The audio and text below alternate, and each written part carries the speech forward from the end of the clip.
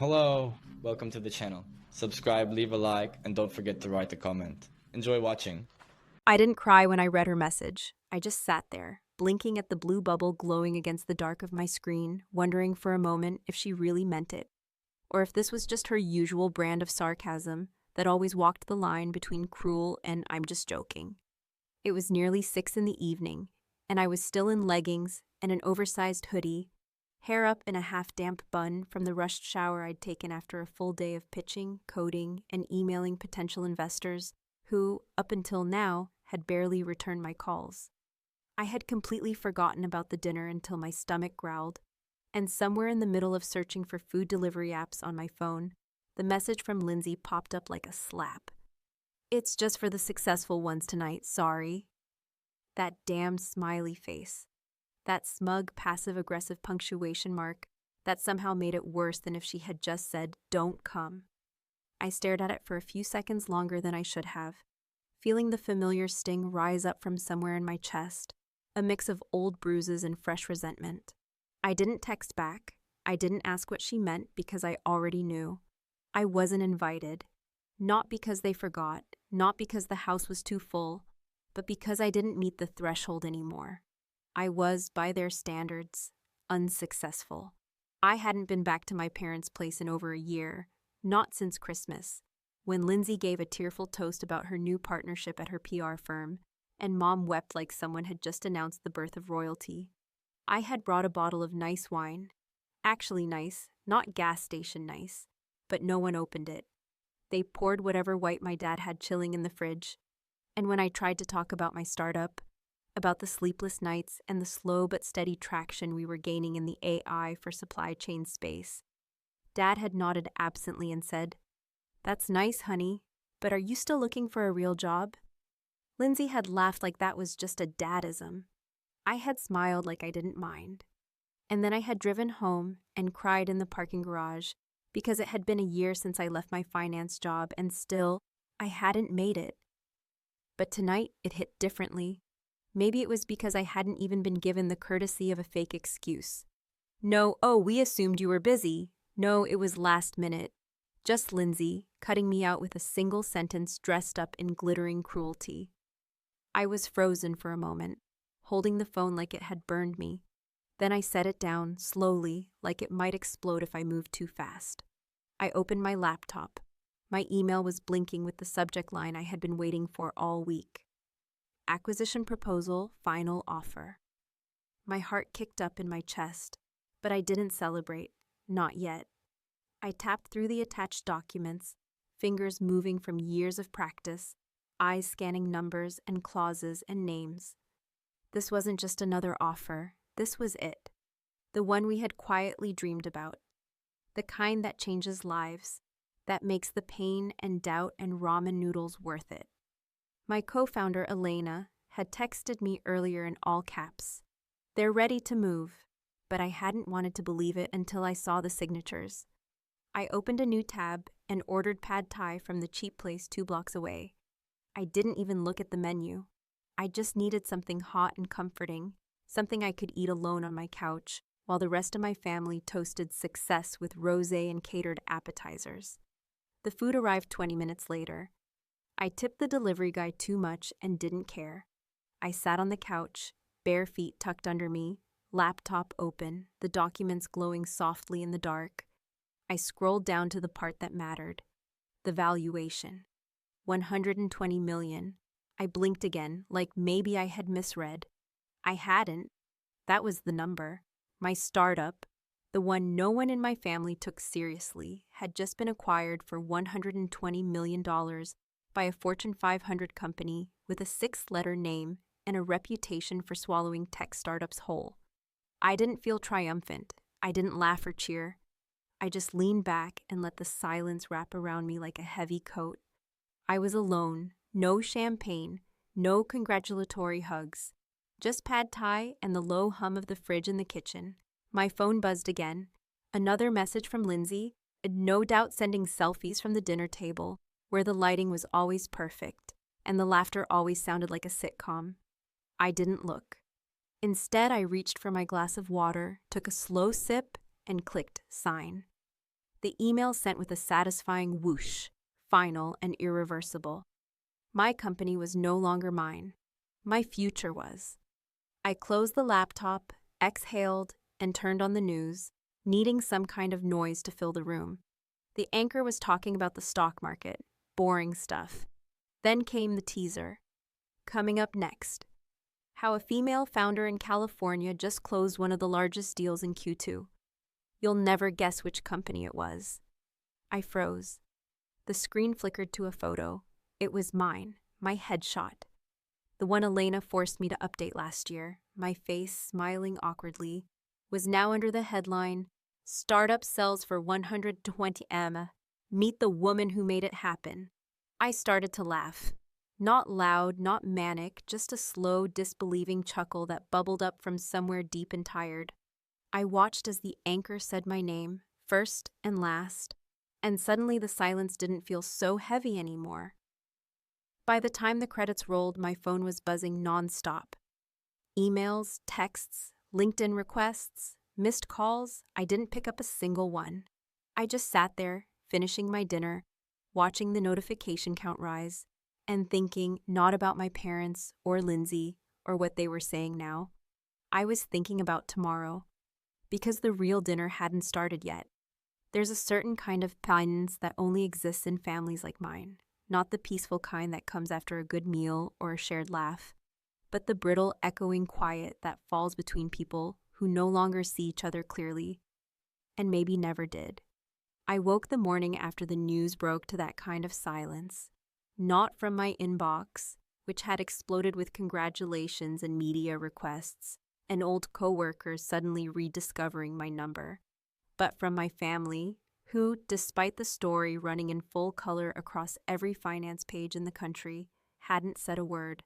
Not my mother, whose Facebook profile was still a living scrapbook of Lindsay's every campaign and conference panel. Not my father, who used to forward me articles about the importance of job stability when I first told him I was leaving corporate. And certainly not Lindsay, who less than 12 hours earlier had decided I wasn't successful enough to attend a dinner party in my own hometown. It would have been easier if the silence had surprised me. But the truth is, I had been raised in a family that measured success with a ruler that never seemed to stretch far enough to include me. Not when I got accepted into Stanford, because Lindsay had already done it. Not when I bought my own condo, because Lindsay and her husband had purchased a real house with a pool and a backyard where they hosted themed wine nights and pumpkin patch photo shoots. Not even when I got promoted to VP at my last job, because according to my mother, "You're still single, honey, so it's not exactly balanced, is it?" I had spent most of my adult life pushing against that invisible wall they'd built, smiling through it, working harder, trying not to want their approval too much, but the dinner text had made one thing very clear. I was still on the outside, and worse, I was never meant to be let back in. But what Lindsay didn't know, what none of them knew, was how much that exclusion had sharpened something in me over the years. It started small, back when I first quit my job, and everyone smiled that tight, uncomfortable smile that people wear when they think you've made a mistake but don't want to say it out loud. I remember my father's handshake the day I told him, brief, cold, like he was letting go of something broken. "You'll be back," he said. And there wasn't a trace of doubt in his voice. That was the first moment I realized that I had to stop explaining myself. Because if they weren't listening when I had stability and six-figure paychecks and a corner office, they sure as hell weren't going to listen when I was running on coffee and a laptop from my kitchen table, trying to convince investors that my idea wasn't just another tech fantasy. What they never understood, and maybe still don't, is that there's a kind of freedom in being dismissed. Once you stop trying to belong, you can start building something entirely your own.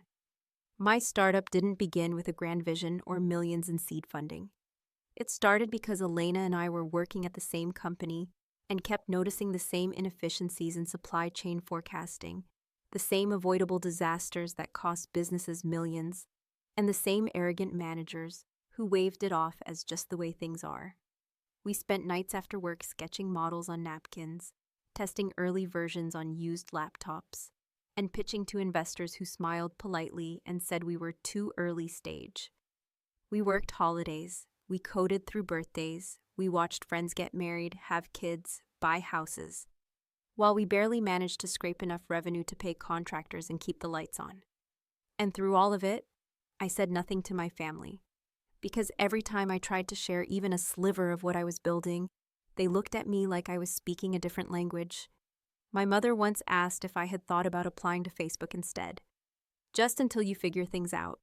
Lindsay, who worked with influencers and polished brands all day long, told me at brunch that tech founders without media training always come off as weird and intense, then patted my hand like she'd given me a gift.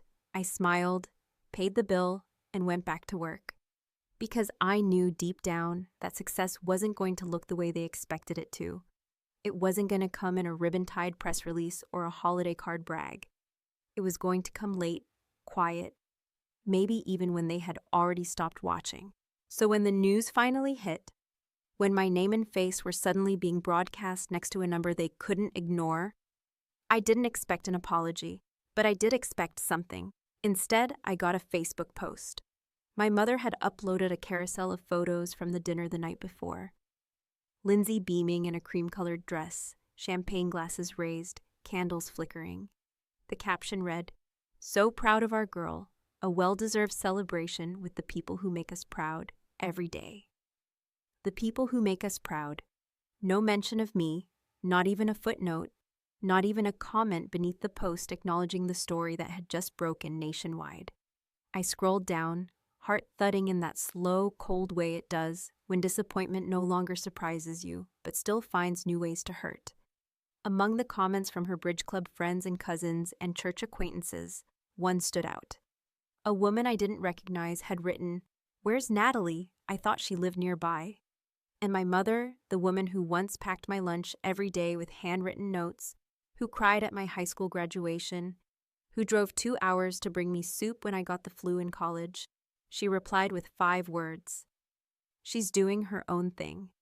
I don't know why that cut deeper than the dinner text, or the years of being the second choice, or the time my father introduced me at a reunion as the one who left a good job to do something online.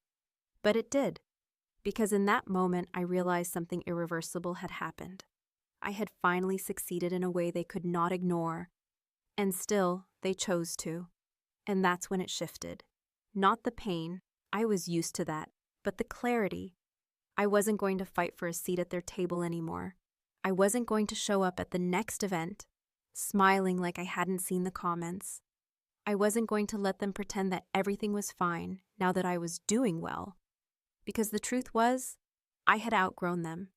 Not in some self-righteous, I'm better than you way, but in the quiet, weary way that happens when you realize that the people who raised you aren't the ones who see you anymore, and maybe never really did. I closed Facebook, I turned my phone off, and then I opened my laptop and started writing the press release myself. Because if they weren't going to tell the story, I would. On my terms, in my voice, without their permission. And maybe, just maybe, I'd leave their names out of it. The day unfolded like a dream I had rehearsed 1,000 times in the privacy of my mind, but never dared believe would manifest in reality. Except this wasn't a dream. And there was no applause, no slow motion moment of triumph, no montage of victory set to triumphant music. There was only the dull glow of my laptop screen, the muted hum of notifications cascading in from every platform I had ever registered on, and the quiet, steady breath I drew as I stared at the figure that now defined the last 4 years of my life, in a single undeniable line: $120 million.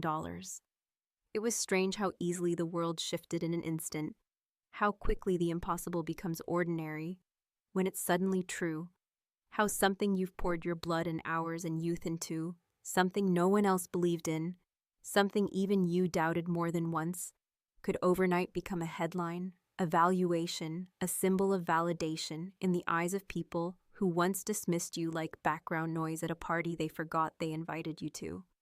I sat back on the worn leather couch in my apartment, my takeout container still half full, my email client bursting with inquiries and congratulations, and calendar requests from VCs who hadn't responded to my pitches 3 months ago. And for a long moment, I didn't move. I didn't need to, because I knew somewhere deep and quiet in the center of my chest that the power had shifted, and I didn't have to chase anything anymore.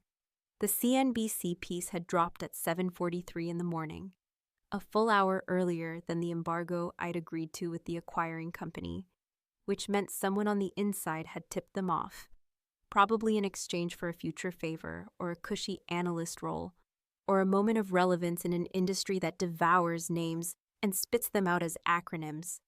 I wasn't angry. If anything, I was grateful, because the leak had done more than announce the deal. It had announced me. For the first time, people were saying my name with interest instead of confusion, with admiration instead of condescension. My LinkedIn blew up with connection requests from executives who once ghosted my intros. Former classmates reached out with faux humble messages about how they always knew I was meant for more. Even my old manager, the one who once pulled me into a conference room to explain that my tone in meetings was a bit too intense for leadership, sent me a message. Incredible news, would love to catch up soon. But the one message I hadn't received, the one that hung in the air like a dare, was from my family, not until 9:37. That's when Lindsay finally texted me. No gif, no punctuation, no cutesy emoji to soften the blow. Just a line that reeked of performative regret and veiled accusation. You could have told us. I read it twice, then again, and felt something cold and sharp settle behind my ribs. Not quite anger, not quite vindication, but something older, something jagged that had been sitting there for years, waiting for a reason to rise. Because here's the truth no one likes to admit. When you spend your whole life being excluded, overlooked, and politely minimized, success doesn't feel like an arrival, it feels like a reckoning. And when that reckoning finally comes, it doesn't look like forgiveness, it looks like distance, deliberate, irreversible, earned. I didn't reply to Lindsay right away. Instead, I opened the media deck I had been quietly refining over the past few months, the one Elena and I kept updating late at night after investor calls, when hope was low but momentum demanded we keep going. It was slick now, polished. A far cry from the Google Docs we started with in her kitchen, over takeout and exhaustion.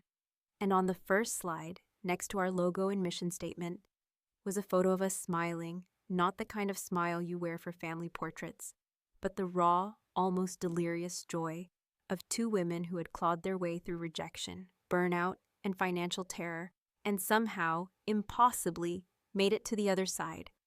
At 10:12, I replied to Lindsay with just 5 words. You didn't invite me, remember? No smiley face, no punctuation, no attempt at warmth. Her response didn't come for over an hour, and when it did, it was as predictable as it was pathetic. An attempt to reframe, to rewrite history in a tone of wounded sisterhood. I was just being silly, you're always so sensitive. And with that, she confirmed what I already knew. She hadn't changed. None of them had. And they wouldn't. Not even now. Meanwhile, the press cycle began to feed on itself. TechCrunch picked it up, then Business Insider, then Bloomberg.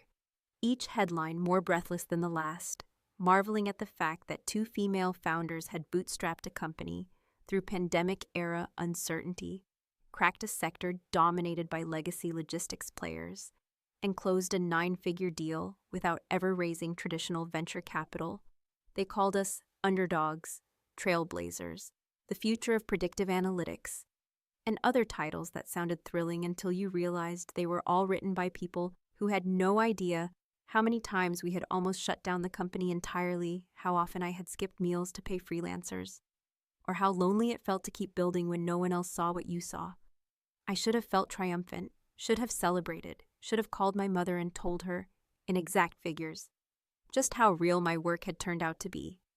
But instead, I found myself sitting in the same chair I always did, surrounded by the same walls, staring at a calendar that had suddenly gone from empty to booked solid through October, and wondering, half in awe, half in disbelief, What happens to a girl who finally becomes too big for the cage she was raised in?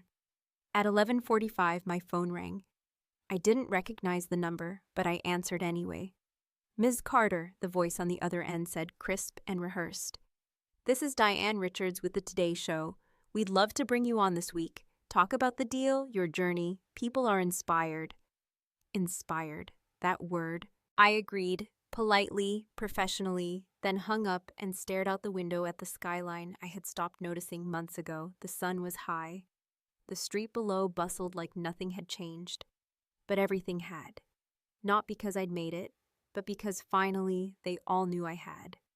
There's something deeply ironic, almost cruelly poetic, about receiving invitations only after you no longer need them.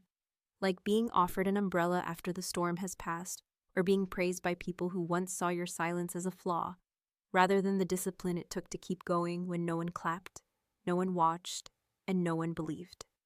By the fourth day after the acquisition announcement, I had stopped counting the messages that began with words like proud, impressed, finally, or my personal favorite, "We always knew you had it in you," as though these people had been silently cheering me on in the background, while I bled behind closed doors trying to build something out of rejection, caffeine, and a dozen secondhand monitors. My family, unsurprisingly, was now leading the charge in a campaign of revisionist history, so blatant it would have made a spin doctor flinch. My mother, who had once told me with genuine concern that startups are fine for kids with trust funds, now referred to my journey as bold and visionary in comments beneath shared articles she barely understood. My father, ever the pragmatist, emailed me a dry note with the subject line, "Impressive," followed by a single sentence. "Glad to see you landed somewhere solid after all." No mention of the sleepless nights, of the birthday calls he skipped, of the fact that he once offered to refer me to a real company when I was barely scraping by. And Lindsay, well, Lindsay was doing what she always did best, reframing the narrative so she could still star in it. After our terse exchange, she had gone silent for 2 days, likely trying to decide which role to play. The supportive sister who had been misunderstood, or the wounded victim of my apparent emotional distance. When she finally reemerged, it was in the form of a voicemail, her voice syrupy and deliberate, crafted like one of her PR statements. "Hey, just thinking about everything and wondering if we could maybe talk. I feel like there's a lot we need to clear up, and it'd be good to reconnect. We're all so proud of you, Nat. Truly." I didn't return the call. Because pride that only arrives after headlines isn't pride. It's opportunism dressed in sentimentality, and I had no interest in pretending otherwise. If they wanted to marvel at what I'd done, they could do it from the audience, not the stage. Because for the first time in my life, I wasn't waiting for permission to speak or belong or matter. I had already built the room, and the door, it didn't swing both ways anymore. Around that time, I received a message that genuinely caught me off guard, not because it was surprising, but because of how perfectly it crystallized the quiet, transactional cruelty of the world I had left behind. It was from my former boss at the finance firm, the one who, years ago, sat me down in a glass office and told me I lacked executive presence, a term so vague and so often used to stifle women that it may as well have been printed on pink slips. He had always been polite in that cold, dismissive way that men in power often are. The kind who remembered birthdays but not opinions, who smiled during meetings but never made eye contact when you spoke. His message, which arrived via LinkedIn of all places, read, "Congratulations on the acquisition. Incredible story. Would love to grab coffee and hear more. Think there might be a few ways we could collaborate." Collaborate. That word.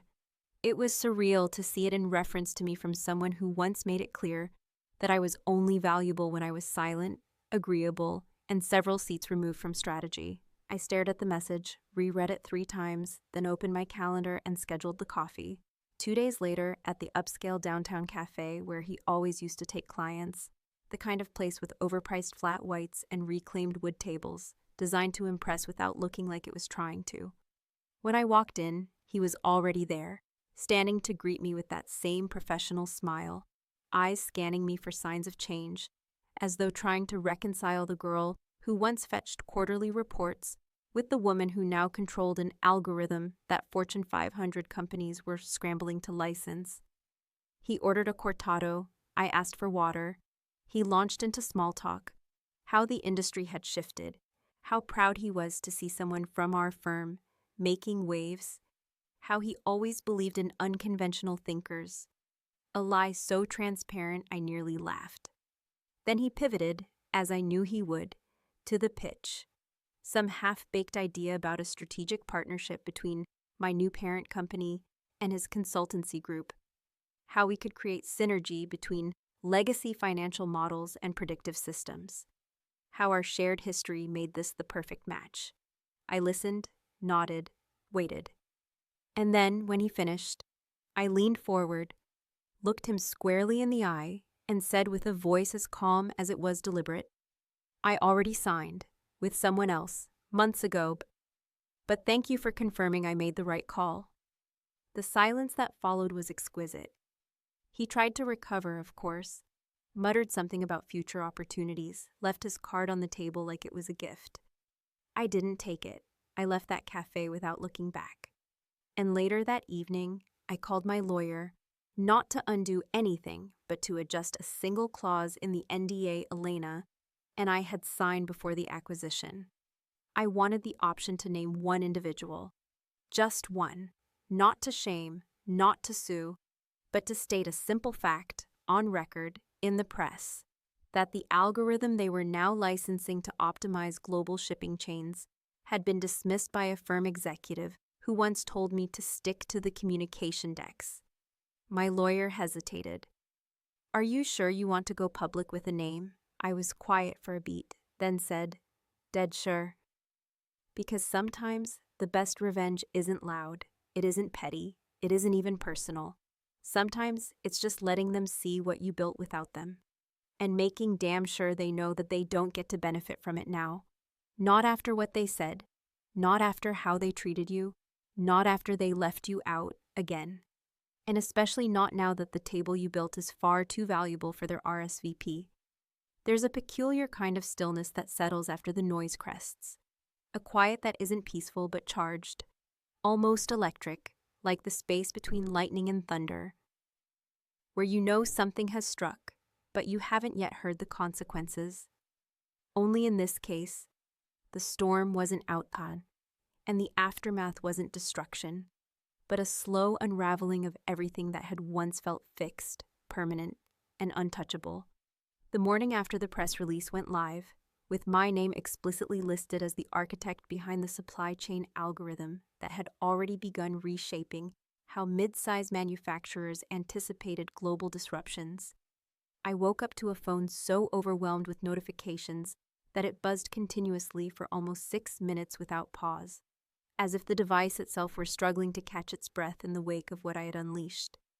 I had known, of course, what would happen. I had understood the mechanics, the way press momentum feeds itself, the way a single quote can become gospel when repeated by enough outlets, the way a carefully worded acknowledgement can shift a narrative overnight from faceless acquisition to founder redemption. But knowing something intellectually is never the same as living through its consequences in real time, and nothing quite prepared me for the flood of attention, of messages both expected and jarringly unexpected, from people who had once doubted, dismissed, or outright ignored me, and who now, suddenly, seemed desperate to find a place in the orbit of my success. The quote had been simple, not dramatic, not cruel, just deliberate. This algorithm was rejected by multiple firms, including one where a senior executive told me, to my face, that I lacked the temperament for strategy. There was no name attached, not in the official release, but those who needed to know already did, and the reaction was immediate, even before the coffee on my desk had cooled.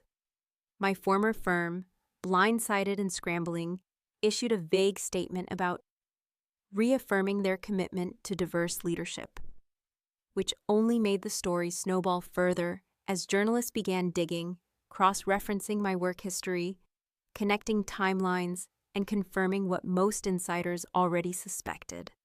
The executive in question, once untouchable, feared even, was placed on indefinite leave within 48 hours and had his board nomination quietly rescinded a day later. I hadn't named him, I hadn't needed to, and yet despite the calls for interviews, the congratulations from every direction, the LinkedIn requests now numbering in the thousands, what lingered most wasn't the public validation or even the retribution. It was the private messages. The ones no one else would ever see. The ones that revealed who had been watching all along, even if they never once said my name aloud before. There was the girl from my high school math team who used to roll her eyes whenever I raised my hand, writing now to say she always admired my drive. There was the HR manager who once passed me over for a leadership training slot because there were other candidates with more visible potential now asking if I was hiring. There were distant cousins I hadn't seen in years, ex-colleagues who had left me on red, and of course, a tidal wave of family members, all suddenly reappearing with carefully chosen words that danced between pride and plausible deniability. But what caught me most off guard wasn't a message from a stranger or a sycophantic ex-coworker. It was an email from my mother sent just after midnight, long after the noise had peaked, and the initial wave of coverage had begun to settle into analysis and op-eds. It wasn't long, just a few paragraphs. She wrote that she had seen the news, of course, and had watched the segment on CNBC twice, once alone and once again with my father, who she said, "Couldn't believe how confident you sounded."